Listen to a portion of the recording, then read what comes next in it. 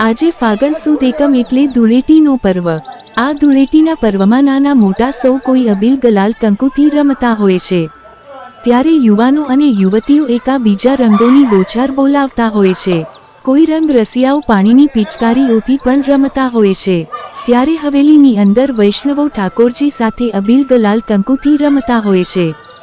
જ્યારે સ્વામિનારાયણ મંદિરની અંદર હરિભક્તો પણ ઘનશ્યામ મહારાજ, રાધા રમણ દેવ, હરિકૃષ્ણ મહારાજ સાથે અબીલ ગુલાલ કંકુને છોડો ઉછાળતા હોય છે અને સૌ કોઈ હર્ષો ઉલ્લાસ સાથે આજ ધૂળેટીનું પર્વ મનાવવામાં આવતો હોય છે। આ ધૂળેટીનું પર્વ સૌ કોઈ સવારથી બપોરના 12 વાગ્યા સુધી રમતા હોય છે। 12 વાગ્યા પછી સૌ કોઈ સ્નાન કરીને કપડાં બદલાવીને હરવા ફરવા નીકળી જતા હોય છે। ત્યારે શાંતિપૂર્ણ રીતે આજનો આ ધૂળેટીનું પર્વ ઉજવાઈ ગયેલ હોય। હાલો સ્ટાર્ટ હો।